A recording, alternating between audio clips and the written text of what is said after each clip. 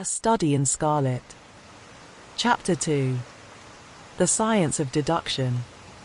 We met next day as he had arranged, and inspected the rooms at number 221B Baker Street, of which he had spoken at our meeting. They consisted of a couple of comfortable bedrooms and a single large airy sitting room, cheerfully furnished, and illuminated by 2 broad windows. So desirable in every way were the apartments, and so moderate did the terms seem when divided between us, that the bargain was concluded upon the spot, and we at once entered into possession. That very evening I moved my things round from the hotel, and on the following morning Sherlock Holmes followed me with several boxes and portmanteaus. For a day or two we were busily employed in unpacking and laying out our property to the best advantage. That done, we gradually began to settle down and to accommodate ourselves to our new surroundings. Holmes was certainly not a difficult man to live with. He was quiet in his ways, and his habits were regular. It was rare for him to be up after 10 at night, and he had invariably breakfasted and gone out before I rose in the morning. Sometimes he spent his day at the chemical laboratory, sometimes in the dissecting rooms, and occasionally in long walks, which appeared to take him into the lowest portions of the city. Nothing could exceed his energy when the working fit was upon him, but now and again a reaction would seize him, and for days on end he would lie upon the sofa in the sitting room, hardly uttering a word or moving a muscle from morning to night. On these occasions I have noticed such a dreamy, vacant expression in his eyes, that I might have suspected him of being addicted to the use of some narcotic, had not the temperance and cleanliness of his whole life forbidden such a notion. As the weeks went by, my interest in him and my curiosity as to his aims in life gradually deepened and increased. His very person and appearance were such as to strike the attention of the most casual observer. In height he was rather over 6 feet, and so excessively lean that he seemed to be considerably taller. His eyes were sharp and piercing, save during those intervals of torpor to which I have alluded, and his thin, hawk-like nose gave his whole expression an air of alertness and decision. His chin, too, had the prominence and squareness which mark the man of determination. His hands were invariably blotted with ink and stained with chemicals, yet he was possessed of extraordinary delicacy of touch, as I frequently had occasion to observe when I watched him manipulating his fragile philosophical instruments. The reader may set me down as a hopeless busybody, when I confess how much this man stimulated my curiosity, and how often I endeavored to break through the reticence which he showed on all that concerned himself. Before pronouncing judgment, however, be it remembered, how objectless was my life, and how little there was to engage my attention. My health forbade me from venturing out unless the weather was exceptionally genial, and I had no friends who would call upon me and break the monotony of my daily existence. Under these circumstances, I eagerly held the little mystery which hung around my companion, and spent much of my time in endeavoring to unravel it. He was not studying medicine. He had himself, in reply to a question, confirmed Stamford's opinion upon that point. Neither did he appear to have pursued any course of reading which might fit him for a degree in science or any other recognized portal which would give him an entrance into the learned world. Yet his zeal for certain studies was remarkable, and within eccentric limits his knowledge was so extraordinarily ample and minute that his observations have fairly astounded me. Surely no man would work so hard or attain such precise information unless he had some definite end in view. Desultory readers are seldom remarkable for the exactness of their learning. No man burdens his mind with small matters unless he has some very good reason for doing so. His ignorance was as remarkable as his knowledge. Of contemporary literature, philosophy, and politics he appeared to know next to nothing. Upon my quoting Thomas Carlyle, he inquired in the naivest way who he might be and what he had done. My surprise reached a climax, however, when I found incidentally that he was ignorant of the Copernican theory and of the composition of the solar system. That any civilized human being in this 19th century should not be aware that the Earth traveled round the Sun appeared to be to me such an extraordinary fact that I could hardly realize it. You appear to be astonished, he said, smiling at my expression of surprise. Now that I do know it, I shall do my best to forget it. To forget it? You see, he explained, I consider that a man's brain originally is like a little empty attic, and you have to stock it with such furniture as you choose. A fool takes in all the lumber of every sort that he comes across, so that the knowledge which might be useful to him gets crowded out, or at best is jumbled up with a lot of other things so that he has a difficulty in laying his hands upon it. Now the skillful workman is very careful indeed as to what he takes into his brain attic. He will have nothing but the tools which may help him in doing his work, but of these he has a large assortment, and all in the most perfect order. It is a mistake to think that that little room has elastic walls and can distend to any extent. Depend upon it, there comes a time when for every addition of knowledge you forget something that you knew before. It is of the highest importance, therefore, not to have useless facts elbowing out the useful ones. But the solar system, I protested. What the deuce is it to me? He interrupted impatiently, you say that we go round the sun.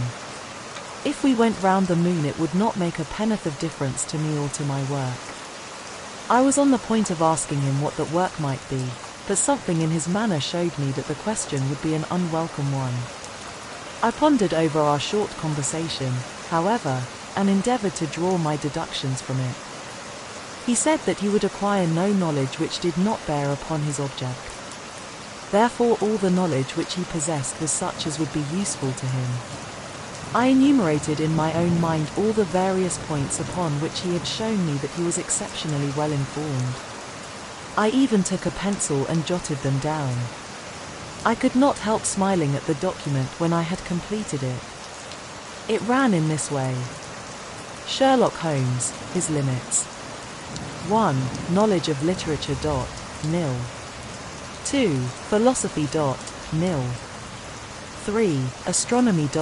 Nil. 4. Politics. Feeble. 5. Botany. Variable. Well up in belladonna, opium, and poisons generally. Knows nothing of practical gardening. 6. Geology. Practical, but limited. Tells at a glance different soils from each other. After walks has shown me splashes upon his trousers, and told me by their colour and consistence in what part of London he had received them. 7. Chemistry. Profound. 8. Anatomy. Accurate, but unsystematic. 9. Sensational literature. Immense. He appears to know every detail of every horror perpetrated in the century. 10. Plays the violin well. 11. Is an expert single-stick player, boxer, and swordsman. 12. Has a good practical knowledge of British law. When I had got so far in my list I threw it into the fire in despair. If I can only find what the fellow is driving at by reconciling all these accomplishments, and discovering a calling which needs them all, I said to myself, I may as well give up the attempt at once. I see that I have alluded above to his powers upon the violin. These were very remarkable, but as eccentric as all his other accomplishments. That he could play pieces, and difficult pieces, I knew well, because at my request he has played me some of Mendelssohn's Lieder, and other favourites. When left to himself, however, he would seldom produce any music or attempt any recognised air. Leaning back in his armchair of an evening, he would close his eyes and scrape carelessly at the fiddle which was thrown across his knee. Sometimes the chords were sonorous and melancholy. Occasionally they were fantastic and cheerful. Clearly they reflected the thoughts which possessed him, but whether the music aided those thoughts, or whether the playing was simply the result of a whim or fancy was more than I could determine. I might have rebelled against these exasperating solos had it not been that he usually terminated them by playing in quick succession a whole series of my favourite airs as a slight compensation for the trial upon my patience. During the first week or so we had no callers, and I had begun to think that my companion was as friendless a man as I was myself. Presently, however, I found that he had many acquaintances, and those in the most different classes of society. There was one little sallow rat-faced, dark-eyed fellow who was introduced to me as Mr. Lestrade, and who came 3 or 4 times in a single week. One morning a young girl called, fashionably dressed, and stayed for half an hour or more. The same afternoon brought a grey-headed, seedy visitor, looking like a Jew peddler, who appeared to me to be much excited, and who was closely followed by a slipshod elderly woman. On another occasion an old white-haired gentleman had an interview with my companion, and on another a railway porter in his velveteen uniform. When any of these nondescript individuals put in an appearance, Sherlock Holmes used to beg for the use of the sitting room, and I would retire to my bedroom. He always apologized to me for putting me to this inconvenience. "I have to use this room as a place of business," he said, "and these people are my clients." Again I had an opportunity of asking him a point-blank question, and again my delicacy prevented me from forcing another man to confide in me. I imagined at the time that he had some strong reason for not alluding to it, but he soon dispelled the idea by coming round to the subject of his own accord. It was upon the 4th of March, as I have good reason to remember, that I rose somewhat earlier than usual, and found that Sherlock Holmes had not yet finished his breakfast. The landlady had become so accustomed to my late habits that my place had not been laid nor my coffee prepared. With the unreasonable petulance of mankind I rang the bell and gave a curt intimation that I was ready. Then I picked up a magazine from the table and attempted to while away the time with it, while my companion munched silently at his toast. One of the articles had a pencil mark at the heading, and I naturally began to run my eye through it. Its somewhat ambitious title was The Book of Life, and it attempted to show how much an observant man might learn by an accurate and systematic examination of all that came in his way. It struck me as being a remarkable mixture of shrewdness and of absurdity. The reasoning was close and intense, but the deductions appeared to me to be far-fetched and exaggerated. The writer claimed by a momentary expression, a twitch of a muscle or a glance of an eye, to fathom a man's inmost thoughts. Deceit, according to him, was an impossibility in the case of one trained to observation and analysis. His conclusions were as infallible as so many propositions of Euclid. So startling would his results appear to the uninitiated that until they learned the processes by which he had arrived at them they might well consider him as a necromancer. From a drop of water, said the writer, a logician could infer the possibility of an Atlantic or a Niagara without having seen or heard of one or the other. So all life is a great chain, the nature of which is known whenever we are shown a single link of it. Like all other arts, the science of deduction and analysis is one which can only be acquired by long and patient study, nor is life long enough to allow any mortal to attain the highest possible perfection in it.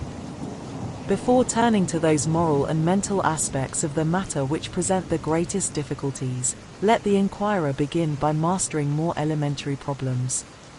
Let him, on meeting a fellow mortal, learn at a glance to distinguish the history of the man, and the trade or profession to which he belongs. Puerile as such an exercise may seem, it sharpens the faculties of observation, and teaches one where to look and what to look for. By a man's fingernails, by his coat sleeve, by his boot, by his trouser knees, by the callosities of his forefinger and thumb, by his expression, by his shirt cuffs, by each of these things a man's calling is plainly revealed. That all united should fail to enlighten the competent inquirer in any case is almost inconceivable. What ineffable twaddle! I cried, slapping the magazine down on the table. I never read such rubbish in my life. What is it? Asked Sherlock Holmes. Why, this article, I said, pointing at it with my egg spoon as I sat down to my breakfast. I see that you have read it since you have marked it. I don't deny that it is smartly written. It irritates me though. It is evidently the theory of some armchair lounger who evolves all these neat little paradoxes in the seclusion of his own study. It is not practical. I should like to see him clapped down in a third-class carriage on the Underground, and asked to give the trades of all his fellow travelers. I would lay 1,000 to 1 against him. You would lose your money, Sherlock Holmes remarked calmly. As for the article, I wrote it myself. You? Yes, I have a turn both for observation and for deduction. The theories which I have expressed there, and which appear to you to be so chimerical, are really extremely practical, so practical that I depend upon them for my bread and cheese. And how? I asked involuntarily. Well, I have a trade of my own. I suppose I am the only one in the world. I'm a consulting detective, if you can understand what that is. Here in London we have lots of government detectives and lots of private ones. When these fellows are at fault they come to me, and I manage to put them on the right scent. They lay all the evidence before me, and I am generally able, by the help of my knowledge of the history of crime, to set them straight. There is a strong family resemblance about misdeeds, and if you have all the details of 1,000 at your finger ends, it is odd if you can't unravel the 1,001st. Lestrade is a well-known detective. He got himself into a fog recently over a forgery case, and that was what brought him here. And these other people? They are mostly sent on by private inquiry agencies. They are all people who are in trouble about something, and want a little enlightening. I listen to their story, they listen to my comments, and then I pocket my fee. But do you mean to say, I said, that without leaving your room you can unravel some knot which other men can make nothing of, although they have seen every detail for themselves? Quite so. I have a kind of intuition that way. Now and again a case turns up which is a little more complex. Then I have to bustle about and see things with my own eyes. You see, I have a lot of special knowledge which I apply to the problem, and which facilitates matters wonderfully. Those rules of deduction laid down in that article which aroused your scorn are invaluable to me in practical work. Observation with me is second nature. You appeared to be surprised when I told you, on our first meeting, that you had come from Afghanistan. You were told, no doubt. Nothing of the sort. I knew you came from Afghanistan. From long habit the train of thoughts ran so swiftly through my mind, that I arrived at the conclusion without being conscious of intermediate steps. There were such steps, however. The train of reasoning ran, here is a gentleman of a medical type, but with the air of a military man. Clearly an army doctor, then. He has just come from the tropics, for his face is dark, and that is not the natural tint of his skin, for his wrists are fair. He has undergone hardship and sickness, as his haggard face says clearly. His left arm has been injured. He holds it in a stiff and unnatural manner. Where in the tropics could an English army doctor have seen much hardship and got his arm wounded? Clearly in Afghanistan. The whole train of thought did not occupy a second. I then remarked that you came from Afghanistan, and you were astonished. It is simple enough as you explain it, I said, smiling. You remind me of Edgar Allan Poe's Dupin.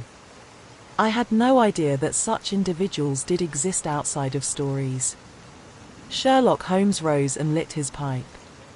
No doubt you think that you are complimenting me in comparing me to Dupin, he observed. Now, in my opinion, Dupin was a very inferior fellow. That trick of his of breaking in on his friend's thoughts with an apropos remark after a quarter of an hour's silence is really very showy and superficial. He had some analytical genius, no doubt, but he was by no means such a phenomenon as Poe appeared to imagine. Have you read Gaborio's works? I asked. Does Lecoq come up to your idea of a detective? Sherlock Holmes sniffed sardonically. Lecoq was a miserable bungler, he said, in an angry voice. He had only one thing to recommend him, and that was his energy. That book made me positively ill. The question was how to identify an unknown prisoner. I could have done it in 24 hours. Lecoq took 6 months or so. It might be made a textbook for detectives to teach them what to avoid. I felt rather indignant at having two characters whom I had admired treated in this cavalier style. I walked over to the window and stood looking out into the busy street. This fellow may be very clever, I said to myself, but he is certainly very conceited. There are no crimes and no criminals in these days, he said, querulously. What is the use of having brains in our profession? I know well that I have it in me to make my name famous. No man lives or has ever lived who has brought the same amount of study and of natural talent to the detection of crime which I have done. And what is the result? There is no crime to detect, or, at most, some bungling villainy with a motive so transparent that even a Scotland Yard official can see through it. I was still annoyed at his bumptious style of conversation. I thought it best to change the topic. I wonder what that fellow is looking for? I asked, pointing to a stalwart, plainly dressed individual who was walking slowly down the other side of the street, looking anxiously at the numbers. He had a large blue envelope in his hand, and was evidently the bearer of a message. You mean the retired sergeant of Marines, said Sherlock Holmes. Brag and bounce, thought I to myself. He knows that I cannot verify his guess. The thought had hardly passed through my mind when the man whom we were watching caught sight of the number on our door, and ran rapidly across the roadway. We heard a loud knock, a deep voice below, and heavy steps ascending the stair. For Mr. Sherlock Holmes, he said, stepping into the room and handing my friend the letter. Here was an opportunity of taking the conceit out of him. He little thought of this when he made that random shot. May I ask, my lad, I said, in the blandest voice, what your trade may be? Commissionaire, sir, he said, gruffly. Uniform away for repairs. And you were? I asked, with a slightly malicious glance at my companion. A sergeant, sir, Royal Marine Light Infantry, sir. No answer? Right, sir. He clicked his heels together, raised his hand in a salute, and was gone. Chapter 3. The Lauriston Gardens Mystery. I confess that I was considerably startled by this fresh proof of the practical nature of my companion's theories. My respect for his powers of analysis increased wondrously. There still remained some lurking suspicion in my mind, however, that the whole thing was a prearranged episode, intended to dazzle me, though what earthly object he could have in taking me in was past my comprehension. When I looked at him, he had finished reading the note, and his eyes had assumed the vacant, lackluster expression which showed mental abstraction. How in the world did you deduce that? I asked. Deduce what? Said he, petulantly. Why, that he was a retired sergeant of Marines. I have no time for trifles, he answered, brusquely, then with a smile, excuse my rudeness. You broke the thread of my thoughts, but perhaps it is as well.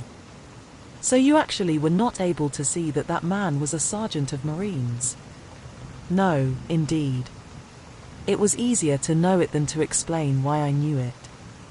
If you were asked to prove that 2 and 2 made 4, you might find some difficulty, and yet you are quite sure of the fact. Even across the street I could see a great blue anchor tattooed on the back of the fellow's hand. That smacked of the sea. He had a military carriage, however, and regulation side whiskers. There we have the Marine. He was a man with some amount of self-importance and a certain air of command. You must have observed the way in which he held his head and swung his cane. A steady, respectable, middle-aged man, too, on the face of him, all facts which led me to believe that he had been a sergeant. Wonderful! I ejaculated. Commonplace, said Holmes, though I thought from his expression that he was pleased at my evident surprise and admiration. I said just now that there were no criminals. It appears that I am wrong. Look at this. He threw me over the note which the commissionaire had brought.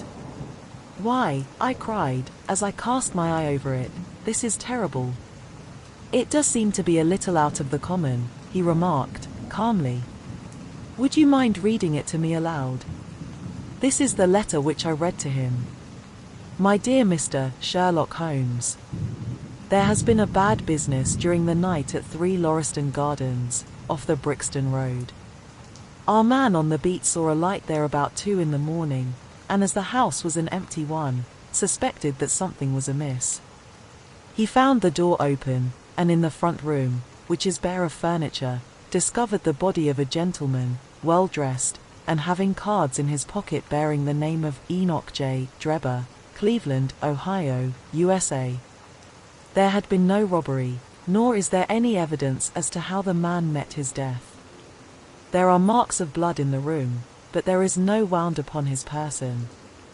We are at a loss as to how he came into the empty house. Indeed, the whole affair is a puzzler. If you can come round to the house any time before 12, you will find me there.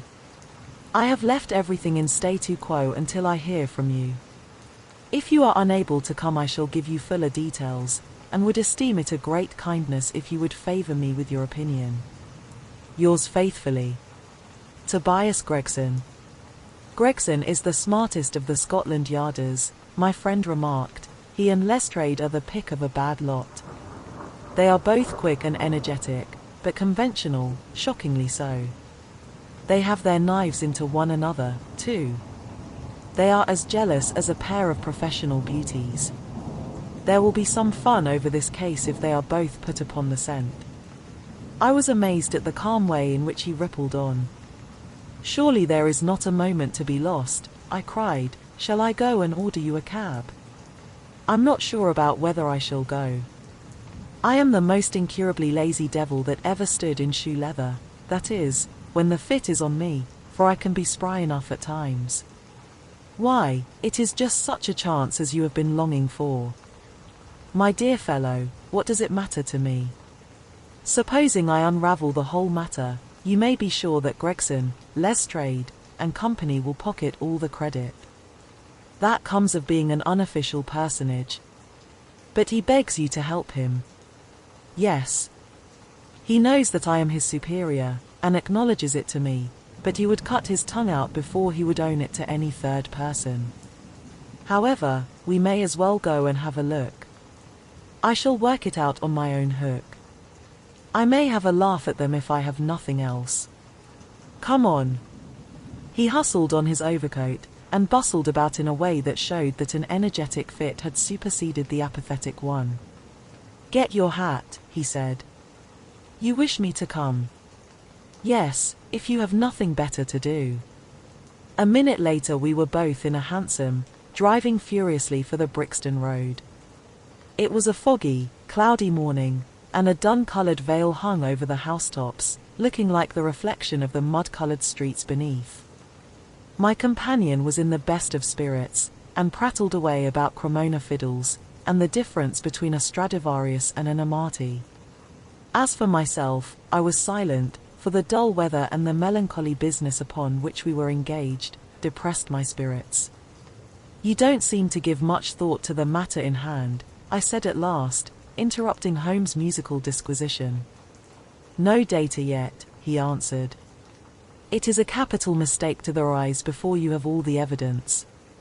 It biases the judgment. You will have your data soon, I remarked, pointing with my finger. This is the Brixton Road, and that is the house, if I am not very much mistaken. So it is. Stop, driver, stop. We were still 100 yards or so from it, but he insisted upon our alighting, and we finished our journey upon foot. Number 3 Lauriston Gardens wore an ill-omened and minatory look. It was one of 4 which stood back some little way from the street, 2 being occupied and 2 empty. The latter looked out with 3 tiers of vacant melancholy windows, which were blank and dreary, save that here and there a "To Let" card had developed like a cataract upon the blid panes.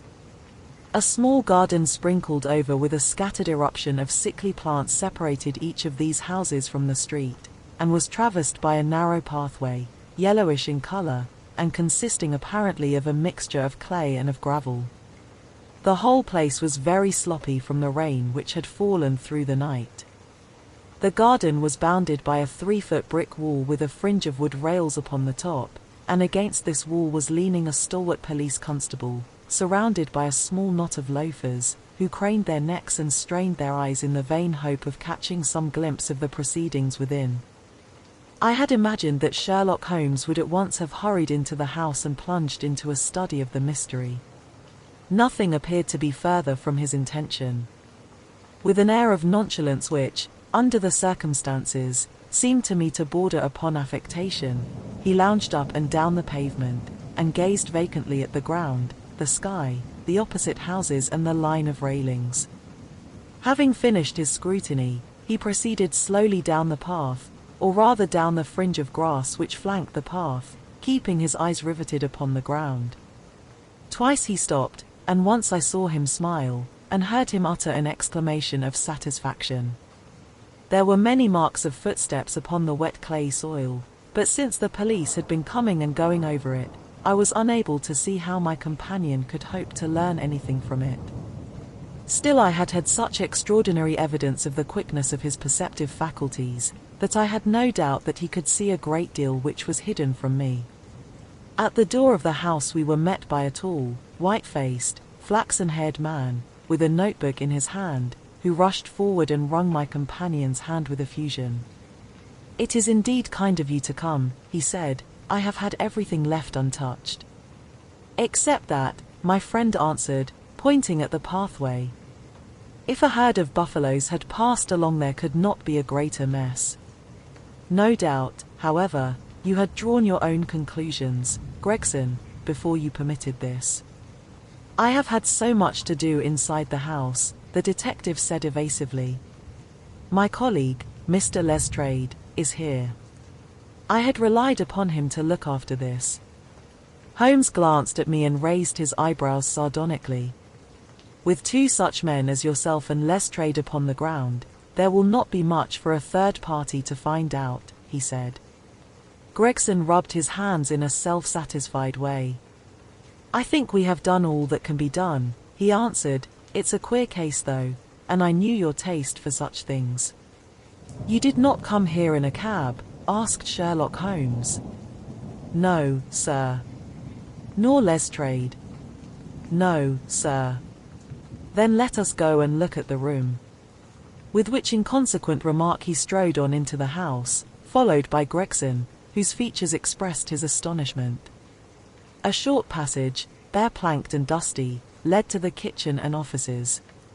Two doors opened out of it to the left and to the right. One of these had obviously been closed for many weeks. The other belonged to the dining room, which was the apartment in which the mysterious affair had occurred. Holmes walked in, and I followed him with that subdued feeling at my heart which the presence of death inspires. It was a large square room, looking all the larger from the absence of all furniture. A vulgar flaring paper adorned the walls, but it was blotched in places with mildew, and here and there great strips had become detached and hung down, exposing the yellow plaster beneath. Opposite the door was a showy fireplace, surmounted by a mantelpiece of imitation white marble. On one corner of this was stuck the stump of a red wax candle. The solitary window was so dirty that the light was hazy and uncertain, giving a dull grey tinge to everything, which was intensified by the thick layer of dust which coated the whole apartment. All these details I observed afterwards. At present my attention was centered upon the single grim motionless figure which lay stretched upon the boards, with vacant sightless eyes staring up at the discolored ceiling. It was that of a man about 43 or 44 years of age, middle-sized, broad-shouldered, with crisp curling black hair, and a short stubbly beard. He was dressed in a heavy broadcloth frock coat and waistcoat, with light-colored trousers, an immaculate collar and cuffs. A top hat, well brushed and trim, was placed upon the floor beside him. His hands were clenched and his arms thrown abroad, while his lower limbs were interlocked as though his death struggle had been a grievous one. On his rigid face there stood an expression of horror, and as it seemed to me, of hatred, such as I have never seen upon human features. This malignant and terrible contortion, combined with the low forehead, blunt nose, and Prognathous' jaw gave the dead man a singularly simious and ape-like appearance, which was increased by his writhing, unnatural posture. I have seen death in many forms, but never has it appeared to me in a more fearsome aspect than in that dark, grimy apartment, which looked out upon one of the main arteries of suburban London. Lestrade, lean and ferret-like as ever, was standing by the doorway, and greeted my companion and myself. "This case will make a stir, sir," he remarked. "It beats anything I have seen, and I am no chicken." "There is no clue," said Gregson. "None at all," chimed in Lestrade. Sherlock Holmes approached the body, and, kneeling down, examined it intently.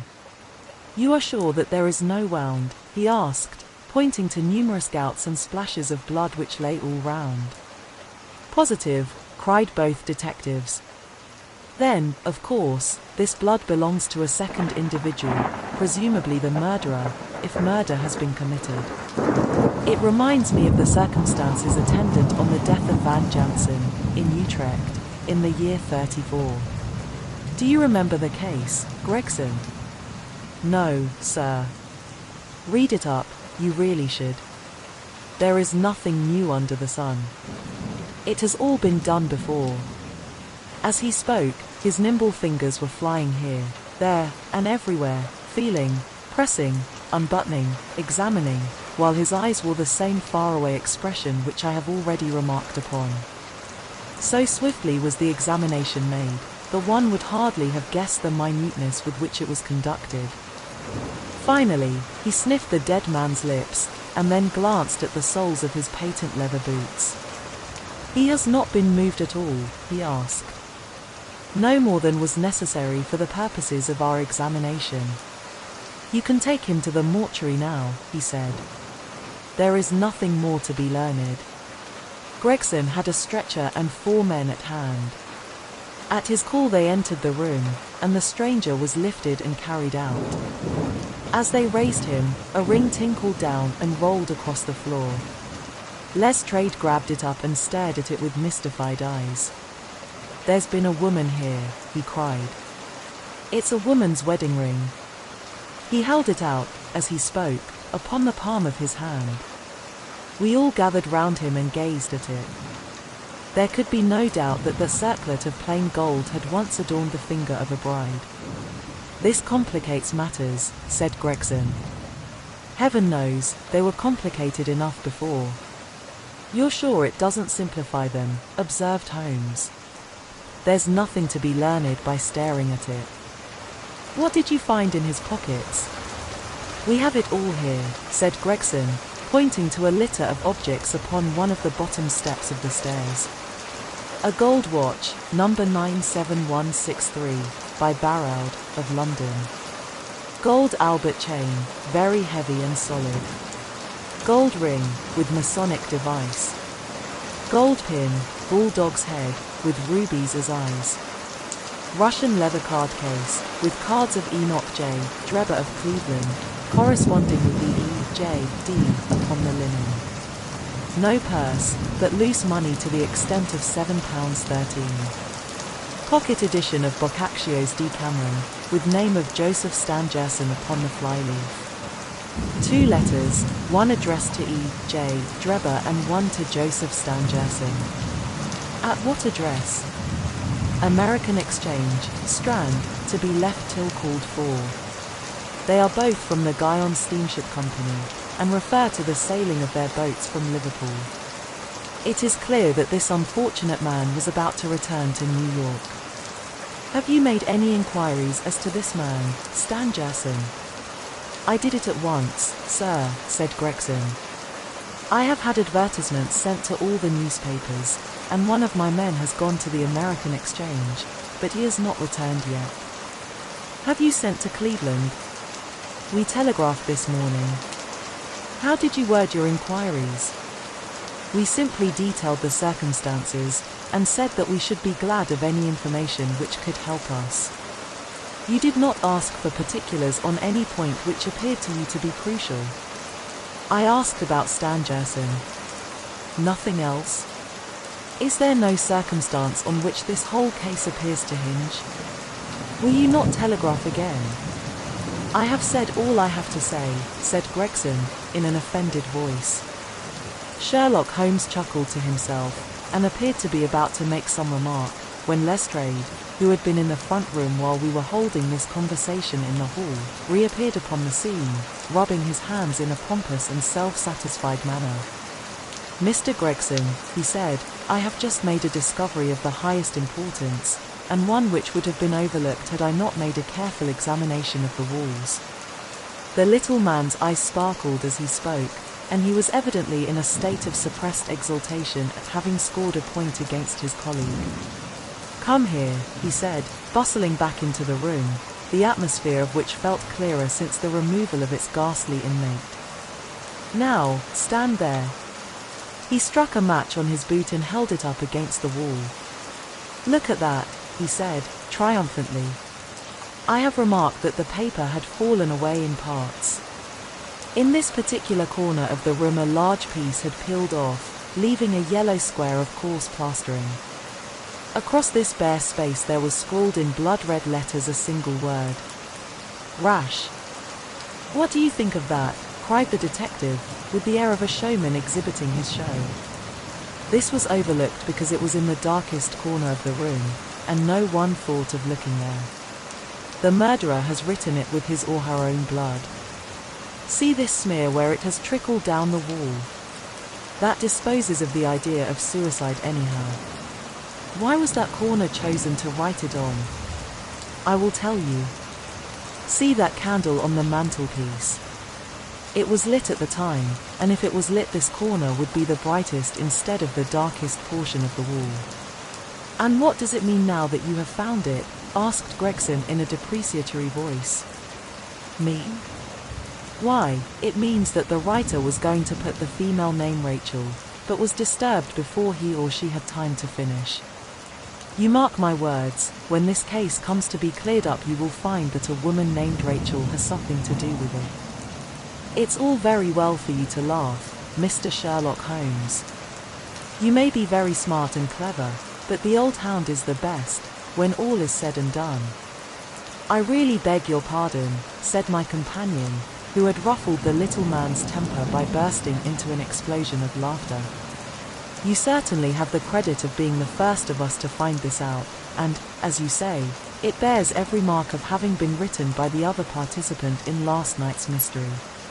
I have not had time to examine this room yet, but with your permission I shall do so now. As he spoke, he whipped a tape measure and a large round magnifying glass from his pocket. With these two implements he trotted noiselessly about the room, sometimes stopping, occasionally kneeling, and once lying flat upon his face. So engrossed was he with his occupation that he appeared to have forgotten our presence, for he chattered away to himself under his breath the whole time, keeping up a running fire of exclamations, groans, whistles, and little cries suggestive of encouragement and of hope.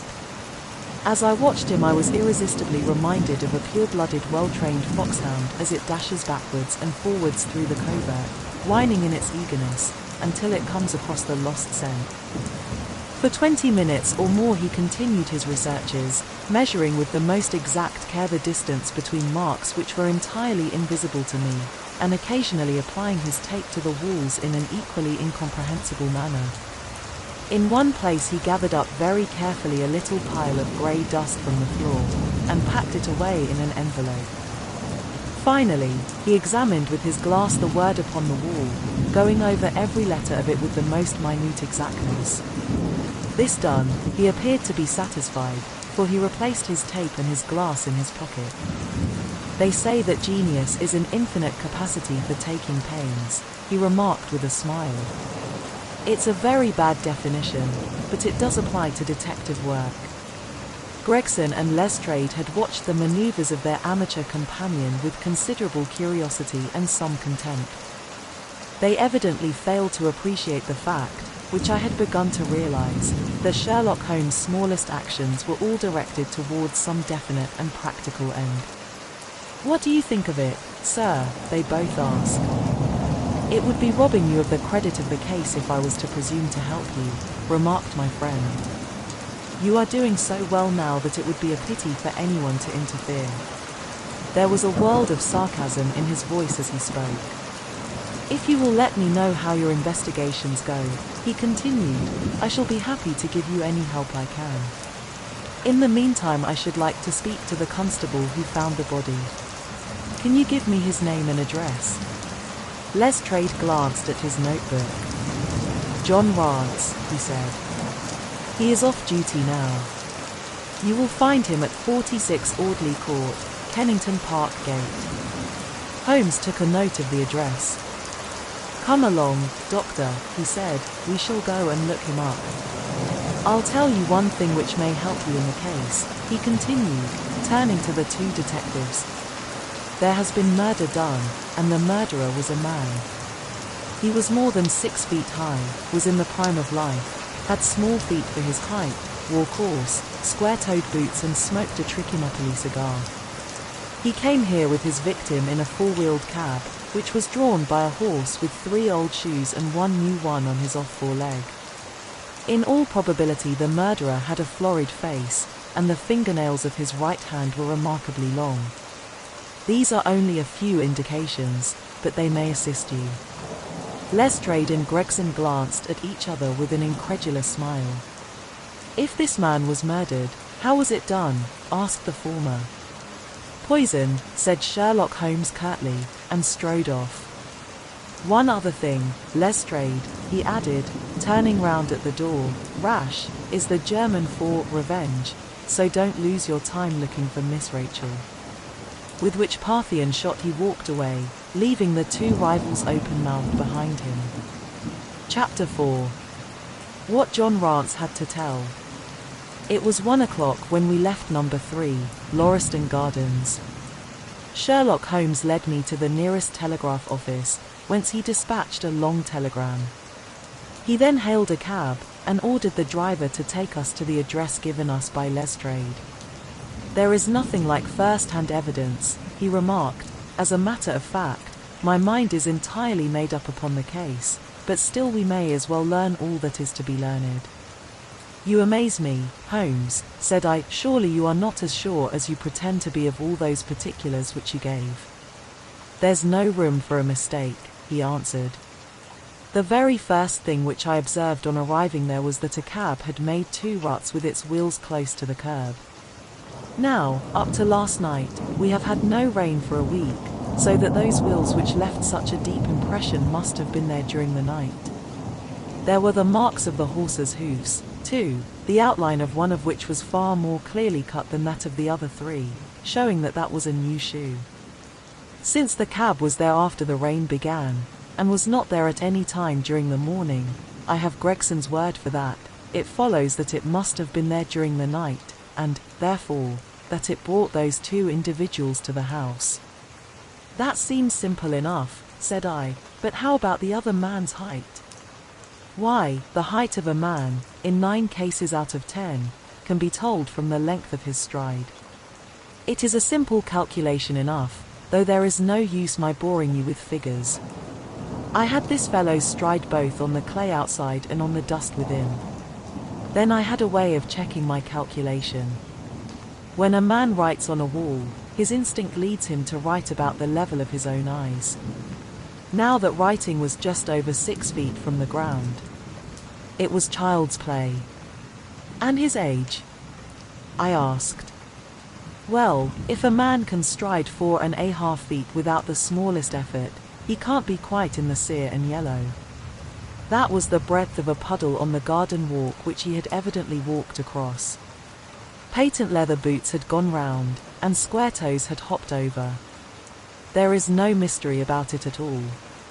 I am simply applying to ordinary life a few of those precepts of observation and deduction which I advocated in that article.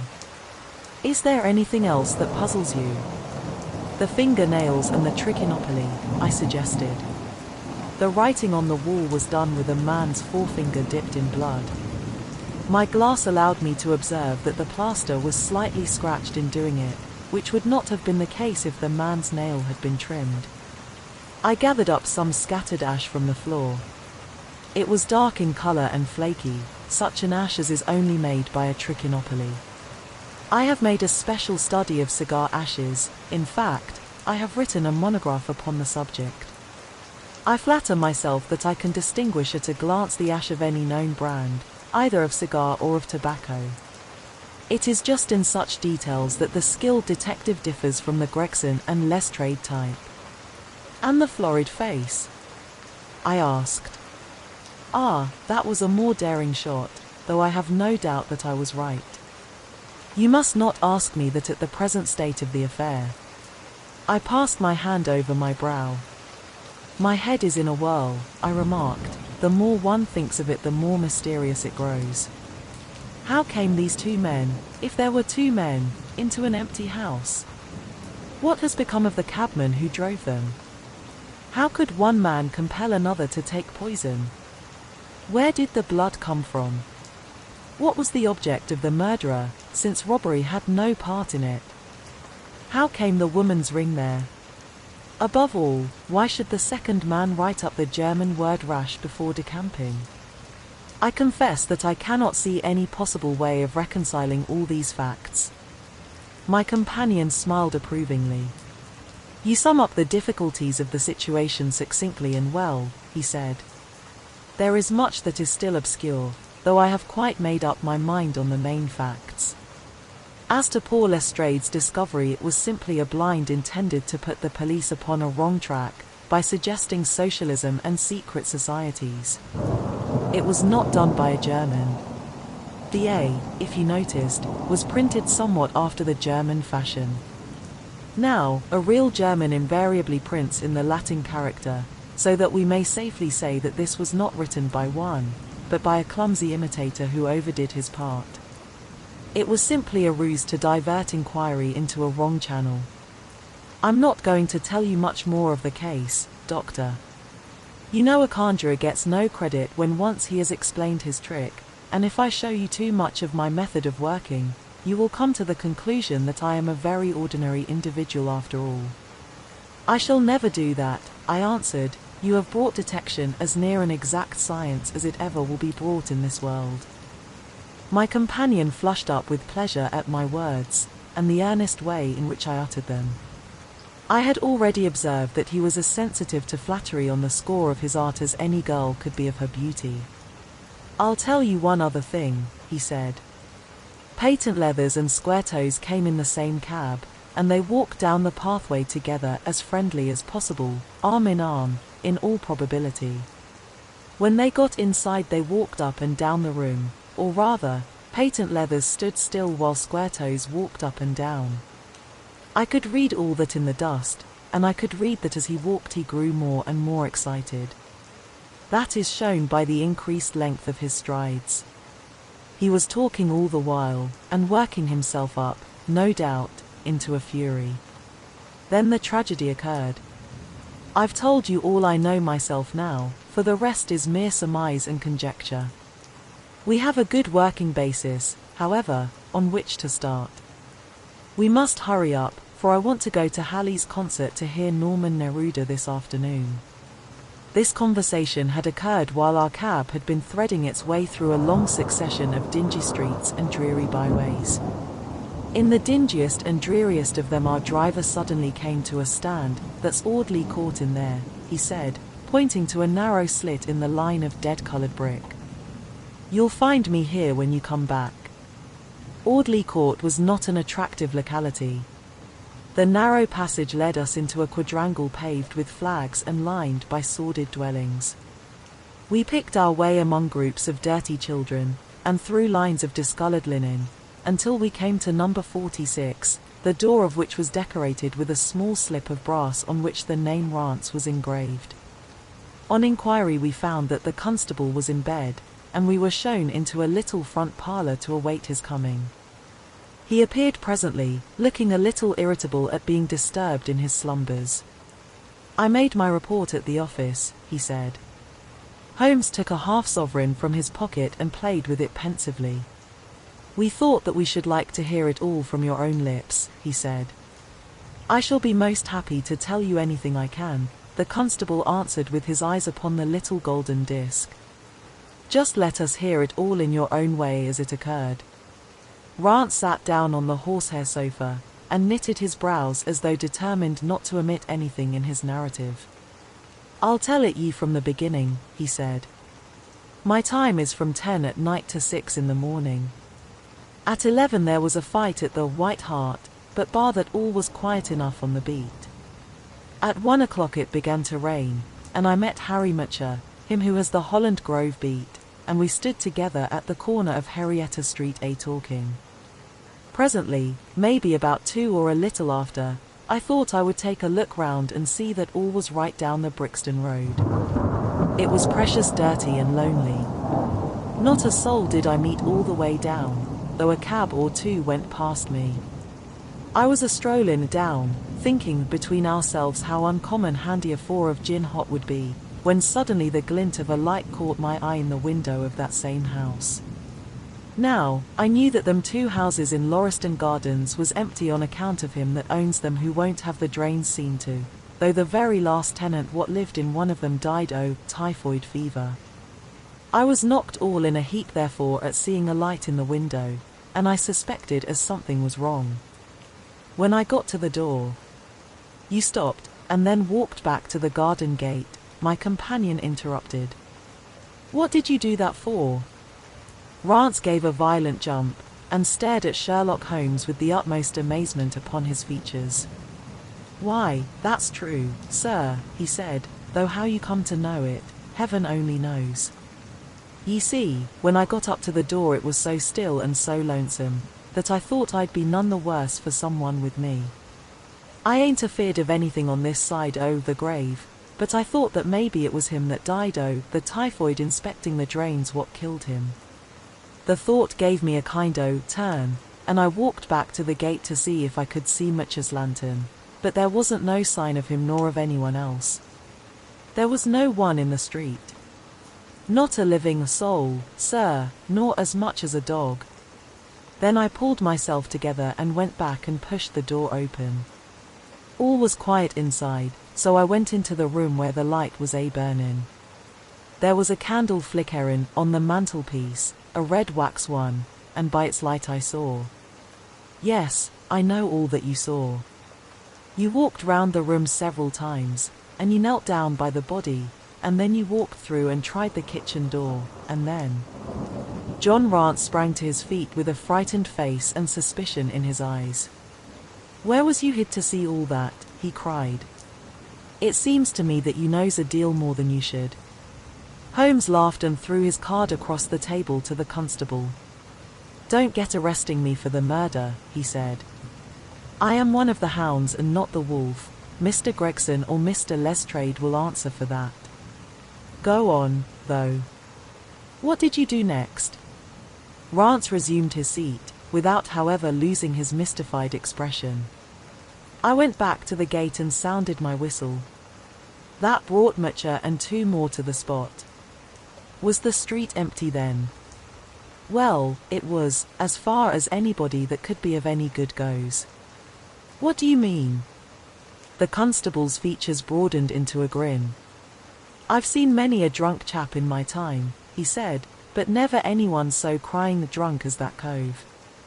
He was at the gate when I came out, leaning up agin the railings, and singing, at the pitch o' his lungs about Columbine's newfangled banner, or some such stuff. He couldn't stand, far less help. What sort of a man was he? Asked Sherlock Holmes. John Rance appeared to be somewhat irritated at this digression. He was an uncommon drunk sort o' man, he said. He'd have found hisself in the station if we hadn't been so took up. His face, his dress, didn't you notice them? Holmes broke in impatiently. I should think I did notice them, seeing that I had to prop him up, me and Mutcher between us. He was a long chap, with a red face, the lower part muffled round. That will do, cried Holmes. What became of him? We'd enough to do without looking after him, the policeman said, in an aggrieved voice.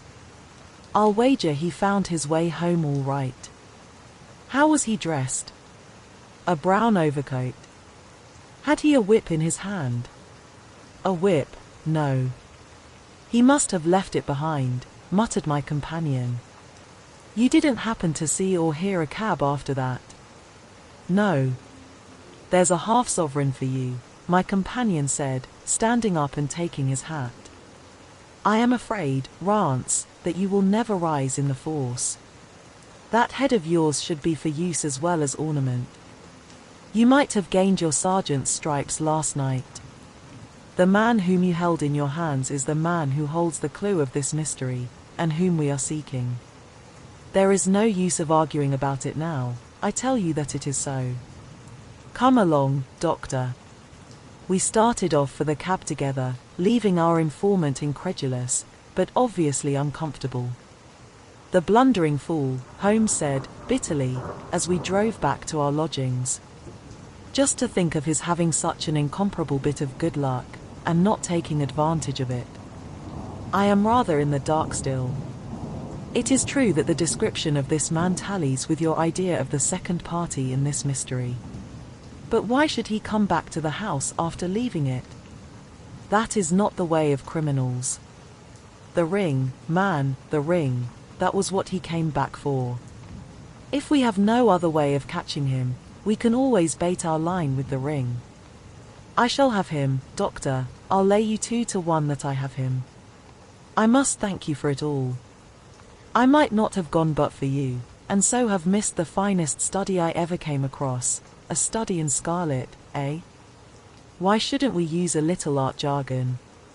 There's the scarlet thread of murder running through the colourless skein of life, and our duty is to unravel it, and isolate it, and expose every inch of it. And now for lunch, and then for Norman Neruda. Her attack and her bowing are splendid.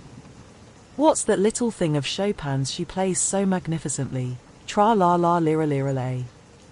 Leaning back in the cab, this amateur bloodhound caroled away like a lark while I meditated upon the many-sidedness of the human mind.